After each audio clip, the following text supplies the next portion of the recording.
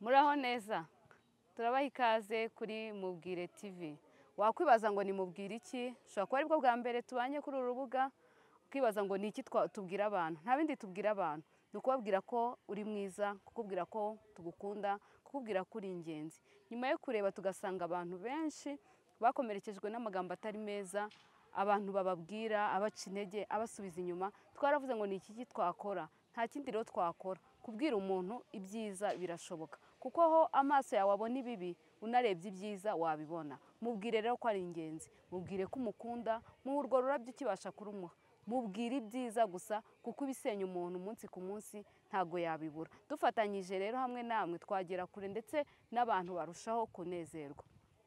Turabaha ikaze rwose kandi tubashimira abantu mukomeje kubana natwe, mugakomeza gukurikira ibiganiro byacu, turabashimira.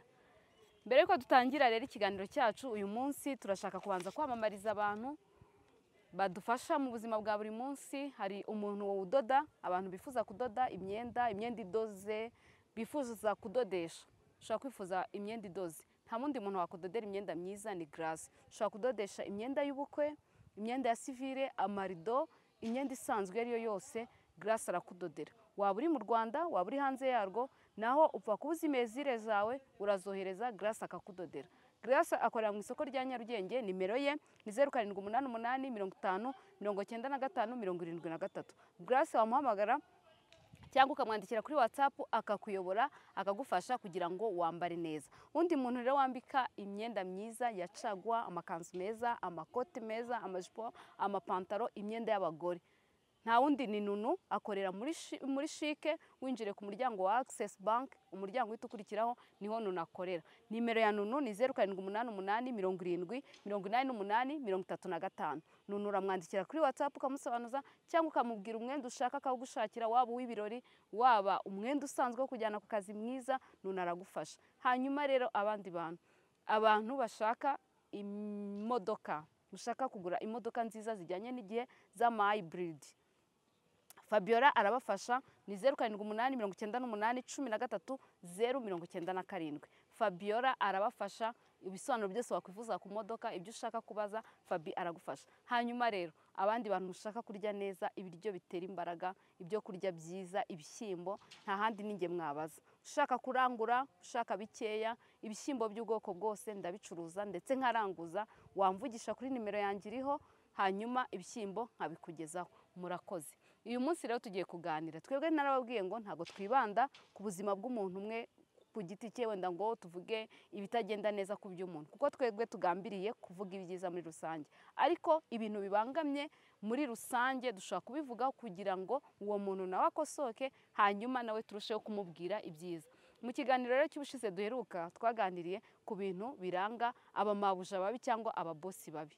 Nibyo ubushize ikiganiro duheruka nicyo twavuzeho. Uyu munsi rero twakwibaza ngo ni ibiki biranga n'abakozi babi? Ese abakozi babi babaho? Ese abakozi bo mu rugo bashobora kuba babi? Harimo n'abeza, tutatekereza ko bari babi gusa. Oya, ibi tuvuga turi kubwira babi kugira ngo nabo bakosoke, baze mu murongo w'abeza. Burakoze, reka dukurikirane mu kiganiro. Ibintu rero narebye ni ibintu bikeya narebye ngiye nkanjye, ndavuga ngo ni ibiki biranga umuntu utari mwiza, umukozi ukora akazi ko mu rugo utari mwiza. Ashobora kuba umukobwa ndetse ashobora no kuba umuhungu. Abakozi bo mu rugo benshi, bamwe na bamwe bakunda ikintu cyitwa kubeshya. Wakwibaza ngo babeshya gute? Bakunda kubeshya, ugasanga umuntu murabanye mu rugo, murakorana, aragukorera, ni umwana mwiza, ariko igihe kirageze wenda ashatse kuhava cyangwa agize izindi gahunda, mu gihe agiye kugenda nkawe yakubwije ukuri, ngo akubwire ngo bibaye ngombwa ko akazi nkareka, bibaye ngombwa ko nsubika akazi kanjye cyangwa ngiye mu rugo, usanga abeshya, kandi bakabeshya ibintu bikomeye biteye ubwoba. Benshi usanga babeshya ngo twapfushije, ngo ubu mwana wanjye mwumva baramugonze, ngo mama wanjye yapfuye, ngo nyogokuru yapfuye. Ibyo bintu rero ntabwo ari byiza. Umuntu uzi umukozi ubeshya, cyangwa ukaba uri umukozi ukurikirana ibiganiro ukaba ubeshya, kuri Mubwire TV turakubwiye ngo kubeshya ni bibi. Irindi kosa nabonye abantu bamwe na bamwe bakunda kugira, ntabwo ari bose ariko bamwe na bamwe, abakozi bo mu rugo bamwe na bamwe bariba. Wakwibaza ngo ese biba gute? Hari abo batuma barangiza bakagenda bakabeshya ngo ibintu twabiguze gutya atari ko bigura. Abandi rero nabo bakiba ibikoresho byo mu rugo, cyane cyane ibintu utubido cyangwa ibikoresho ibyo ari byo byose, bashobora kwiba batashye cyangwa bakiba bakagurisha kuri ba bantu batwara imyanda cyangwa n'abandi bantu. Biterwa n'abo bantu, si bose, si n'abantu batwara imyanda tuvuze ko biba, ariko bamwe na bamwe muri bo bakunda kugira ingeso yo kwiba. Iyo ngeso rero si nziza. Ibyo turi kuvuga ibintu biranga abakozi babi. Ushobora gusanga rero ikindi kintu abakozi bagira, bakunda kugira amatsiko. Ugasanga abakozi babi bagira amatsiko. Ayo matsiko mabi rero abatera kumviriza. Ugasanga muri mu rugo mufite abashyitsi muri kuganira, wajya kubona ukabona umukozi ari aho yaje nko muri koridoro ari kumviriza. Umukozi ari ku idirishya ari kumviriza. Umukozi ayo matsiko akamutera iki? Usize telefone muri salo, ugasanga umukozi yafashe telefone yagiye mu message. Umukozi wo mu rugo mugasanga urasohotse wenda wibagiye gushyira urufunguzo kuri chambre yawe, bahorana amatsiko yo kurengereza muri chambre y'umuntu, bafite amatsiko yo kureba. Hari umushuti wanjye wigeze kumbwira ngo ngiye ikintu njya nkorera umukozi bwa mbere akiza mu rugo kugira ngo mumare amatsiko, ngo ndafungura ngo nkamwereka, ngo madamu ngo arafungura ngo akahita amubwira ngo ngo reba mu cyumba cyanjye ngo nta kindi kintu kirimo, ngo harimo garde-robe ni imyenda irimo nta kindi, hanyuma n'igitanda, nkabimwereka kugira ngo amatsiko agire gute ashire. Kuko bagira amatsiko, ugasanga uragiye uherekeje umuntu nawe nta kindi icyo yakoraga ahita kireka, ahubwo aje yiruka aje kureba ikintu kigize gute kiri muri icyo cyumba. Ibyo bintu rero ntago ari byo. Ikindi kintu bagira, bakunda kugira gute, bakunda kugira ingeso itari nziza, ingeso y'ubusambanyi. Ingeso y'ubusambanyi ugasanga bamwe na bamwe iragira gute, irabafasha. Wakwibaza ngo bayigira gute? Hari abaza ari abana beza pe, hanyuma uko baje ari abana beza bagahura wenda n'ababosi babi, cyangwa bakaza nabo ari babi bafite izo ngeso. Hari ababa bakora ari babiri, ugasanga umukobwa wenda bafite umukobwa bafite n'umuhungu, ugashiduka barabaye umugore n'umugabo. Ugasanga cyangwa ufite umukozi w'umuhungu araje wenda nyirabuja amushoye muri izo ngeso z'ubusambanyi, yishoye muri ubwo busambanyi, cyangwa aje ari umukozi w'umukobwa ashidutse abaye mabuja muri urwo rugo, agiye asambana muri urwo rugo, ahindutse umugore w'umugabo, kandi yaraje gukora iki? Akazi ko mu rugo. Iyo ngeso nimbi, kandi ingeso no mu ijambo ry'Imana ubusambanyi ni bubi, ni ikintu gikurura umuvumo. Ese mukozi, uribuka yuko ako kazi urimo ejo nawe uzagira umuryango? Ese uribuka ko uwo mugore uri kubabaza umusuzugurira ku mugabo we, ejo nawe uzagira urugo ugakenera abandi bagufasha mu mirimo yawe? Iyo ngeso rero nimbi, iyo ngeso y'ubusambanyi nimbi kandi izana umuvumo. Njyewe nibwira uri n'umukobwa, uwo mugabo agatangira kugushora muri izo ngeso, wakamuhakaniye, wakamubwiye ko atari byo byakuzanye, aho kugira ngo ubyishoremo. Nimba ubonye umuntu atangiye kugushora muri ibyo bintu, atangiye gukubita ku kibuno, utangiye kwisetsa, atangiye gukora ku ibere, agusanze mu gikoni, ugashiduka nawe waremeye, ahubwo mugashiduka musigaye musuzugura nyir'urugo mwasanze muri urwo rugo. Ibyo bintu rero ni bibi, kandi icyo ngicyo cyo ni n'ikibazo kikugiraho ingaruka no mu gihe kizaza. Uwo muntu ashaka kukwihorera ariko abakureba, kandi bikazakugeza kure. Indi ngeso mbi rero abakozi bakunda kugira, bamwe na bamwe, ntabwo ari abakozi bose, bakunda kugira ingeso y'ubusambo. Ugasanga bafite ubusambo bagacura ibyo bageneye abana, barabiriye, kandi wenda nawe afite ibye, ntiyite ku mwana bamuhaye, ahubwo ugasanga ibyo bageneye umwana nawe arabiriye.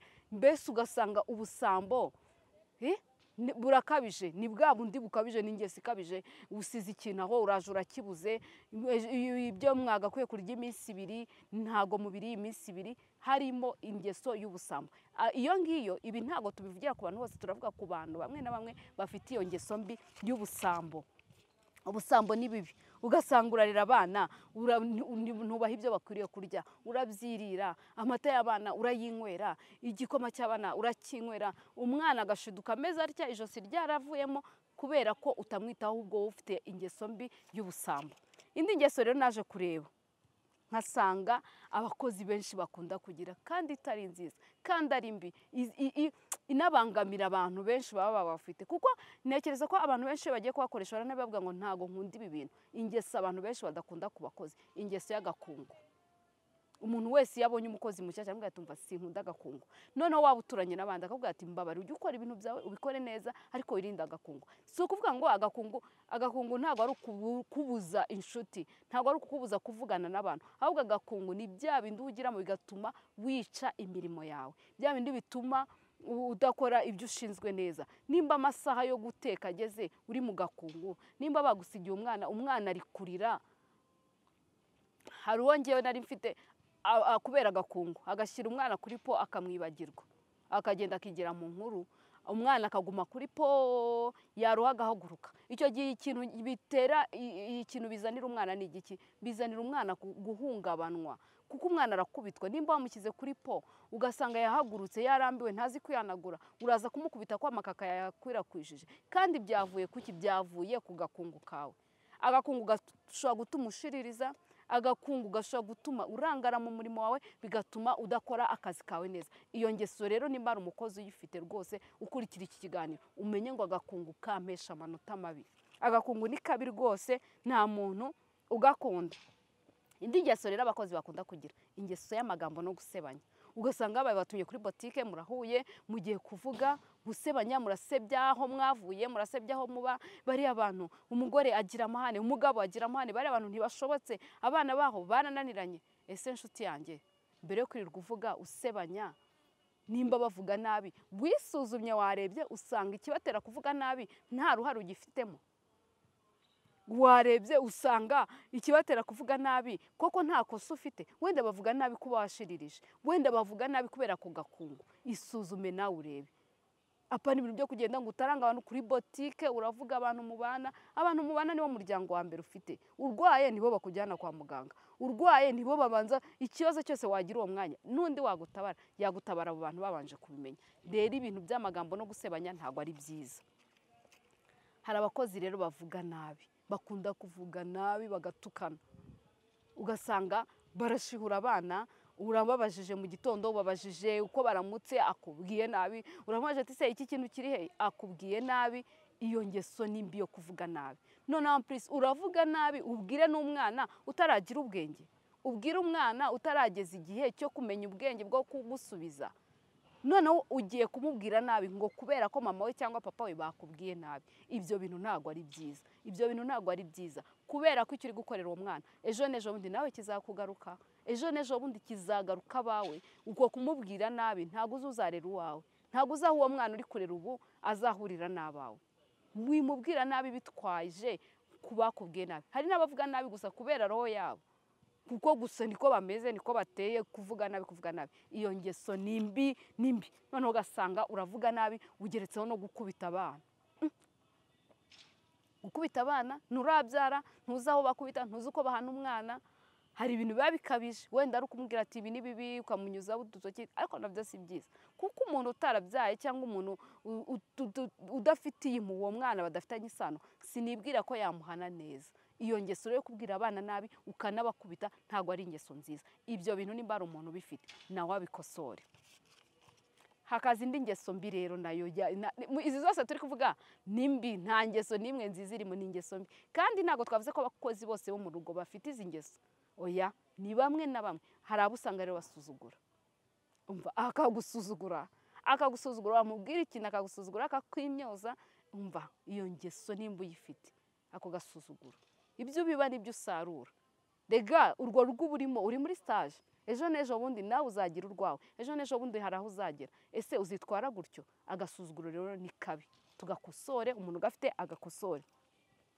Indi ngeso mbi ibangamira abantu benshi, usanga nganira n'abantu batandukanye, usanga bavuga ingeso yo gukunda telefone. Umva telefone yabaye telefone. Ikoranabuhanga ni ryiza, natwe turarikunda, ariko se urateka na telefone? Wagize imana none washyizemo na ekuteri, urateka na ekuteri, urakoropa na telefone, ama ekuteri ari mu matwi. Uzanye ibiryo mu gitondo uje kukubaza, ufite ekuteri. Haje abashyitsi barakubwira ati bakire bagurire ikintu cyo kunywa, ufite ekuteri, ufite telefone, uracuranga. Noneho imicurangire, mufite abashyitsi, umwana araryamye, uracuranze, ntumenya ngo ni mu gitondo, ntumenya ngo ni nijoro, ntumenya ngo ni kumanywa, ntumenya ngo ni amasaha y'abantu ameze gute. Oya, ni witaye ku bindi, uracuranga. Noneho umuntu uri muri ekuteri asakuza cyane, ntago abazi ko abandi bantu bamwumva. Ugasanga kugaburira umwana ari muri telefone ameza atya, ararangaye. Ibiryo ushobora kubicisha aha kubera uburangare. Ingeso yo gukunda telefone ni ingeso mbi. Nimba uri guteka gishyire ku ruhande. Nimba uri mu kazi kawe telefone ishyire ku ruhande, nuza gusoza akazi ufate telefone, numara kugaburira umwana uze gufata telefone. Ariko se ugiye kuri boutique telefone mu muhanda, uraje telefone, abashyitsi ubazana ibintu n'amayekuteri, ibyo bintu nta burere burimo. Usibye no kuvuga ngo uri mu kazi, nta n'uburere bubirimo. Gukunda telefone icyo ngicyo nacyo rwose ni ingeso itari nziza, umuntu uyifite ayikosore. Indi ngeso rero mbona kutiyubaha. Kutiyubaha bijyanira n'iki? Kutiyubaha bijyana na biriya bintu byo kuvuga ngo nababwiraga. Kutiyubaha ugasanga umuntu iyo utiyubashye n'abandi bantu ntibakubaha, ugasanga niho hahandi uri muri urwo rugo, uri umukozi w'umuhungu, nyoko buja atangiye kujya kwikubitishwa, nyoko buja atangiye kukubwira amagambo aterekeranye. Kubera iki? Kubera uko akubona. Umubosi atangiye kugufata, aragukubitaho gutya, arabona nta kintu bikubwiye ahubwo uraseka. Aratangira arakubwiye ati ariko se buriya aya mafaranga twabigira gutya tukayongera. Nawe kuko umutima ukunze amafaranga kuruta ikindi kintu, nta kwiyubaha, nta gutekereza ngo ejo hazaza, ugasanga ibyo bintu nibyo ushyize imbere. Rero ibyo bintu ntabwo ari byiza rwose. Abantu bafite izo ngeso zo kutiyubaha, ingeso zo gusuzugura, ingeso zo kuvuga nabi, nshuti yanjye wisuzugura umuntu.